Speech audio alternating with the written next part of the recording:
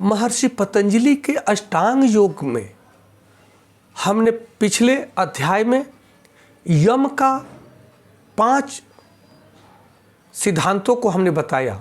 जो यम के 5 अंग हैं उसको विचार करने की आवश्यकता है कि क्या इन 5 अंगों में मैं किस किस को अपने जीवन में धारण किया हूँ और जो नहीं किया हूँ उसको कैसे धारण करें, इस पर विचार करने की आवश्यकता है।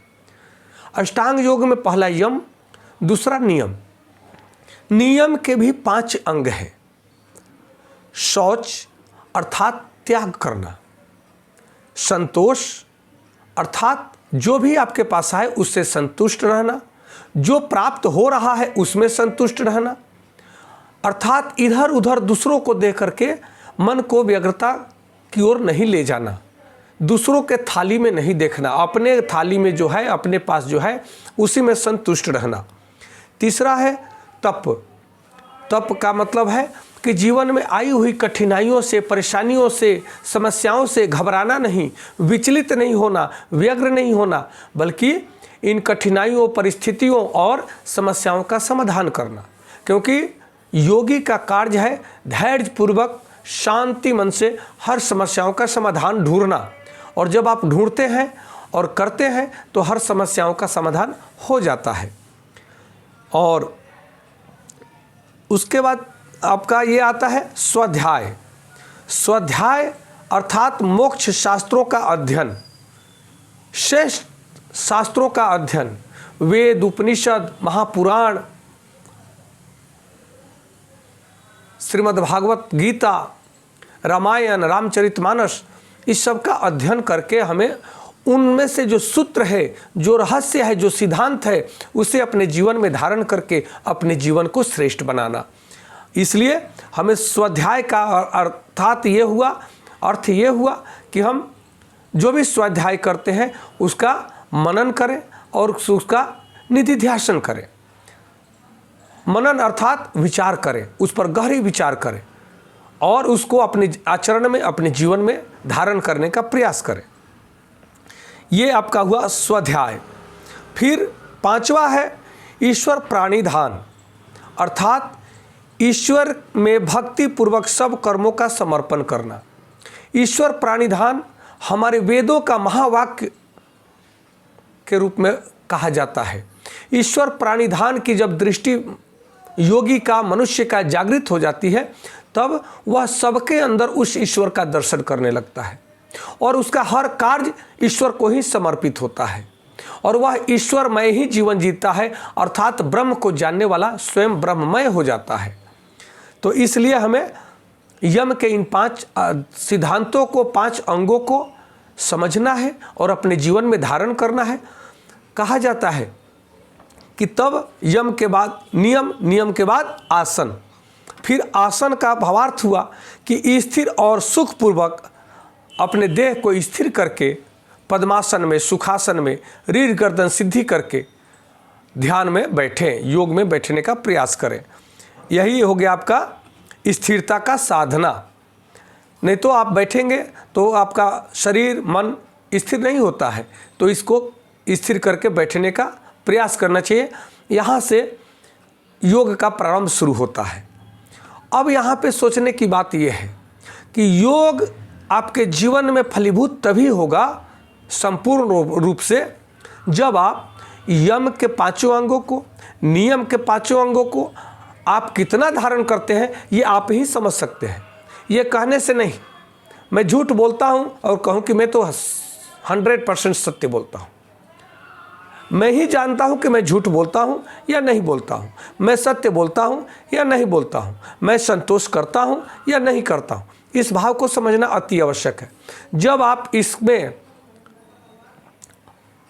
पारंगत हो जाते हैं, संतुष्ट हो जाते हैं, तब आप योगासन लगाते हैं। योगासन के बाद फिर आता है प्राणायाम। प्राणायाम अर्थात आसन लगाकर श्वास प्रश्वास की गति विच्छेद का नाम ही प्राणायाम है।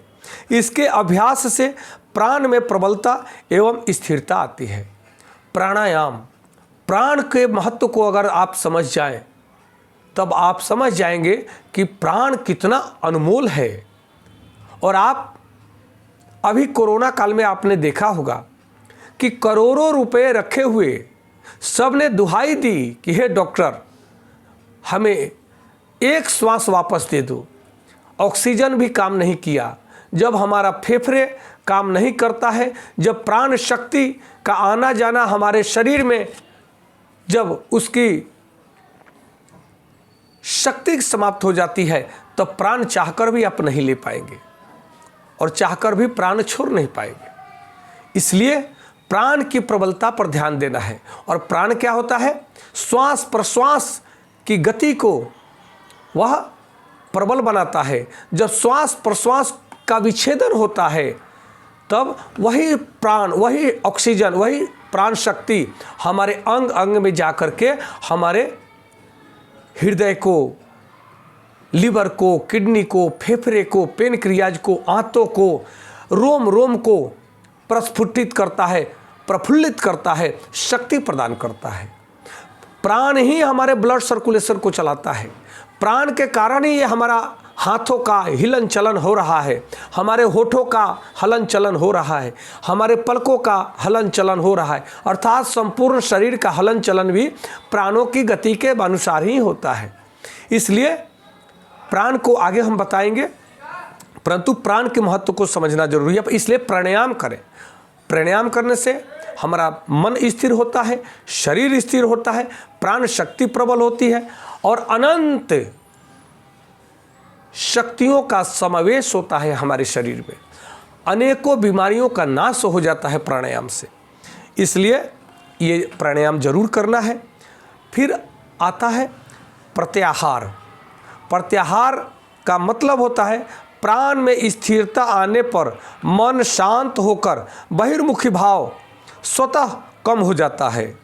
कहते हैं जब प्राणायाम हम करते हैं और उसके बाद जब हम प्रत्याहार में प्रवेश करते हैं, तो प्रत्याहार जो प्राण की स्थिरता आने के कारण हम प्रत्याहार को सफल बना पाते हैं। और प्रत्याहार करने से क्या होता है? हमारा मन शांत होता है और बहिर्मुखी मन, जो बाहर संसार में जो अटका पड़ा है, काम वासनाओं में अटका पड़ा है, वह हमारा शांत होकर के अंतर्मुखी होने लगता है। इसके कारण, इसका फलस्वरूप इंद्रियां अपने बाहरी विषयों से हटकर अंतर्मुखी हो जाती है। वही प्रत्याहार है। अर्थात इंद्रियां बाहरी विषयों से हट करके वह अंतर्मुखी हो जाती है, वही प्रत्याहार है। इस भाव को समझना अति आवश्यक है कि हम प्रत्याहार जो हम करते हैं, वहीं से हमारा धारणा, ध्यान, समाधि की गति शुरू होती है। अब यहाँ पे कहा जाता है कि यम, नियम, आसन, प्राणायाम, प्रत्याहार, ये 5 जो अंग है योग का, ये 5 अंग है, ये बहिरंग है। अर्थात बाहरी संसार से, बहिर्मुखी से हम अंतर्मुखी होने का ये द्वार प्रशस्त करता है। उसके बाद जब हम अंतर्मुखी होते हैं, तब धारणा, ध्यान, समाधि, तब हम धारणा में, ध्यान में और समाधि में प्रवेश करते हैं। इस भाव को समझना अति आवश्यक है। आज इतना ही। फिर अगले एपिसोड में आपको हम धारणा, ध्यान, समाधि के विषय में बताते हैं। नमस्कार, धन्यवाद। जय श्री कृष्ण, जय श्री राम।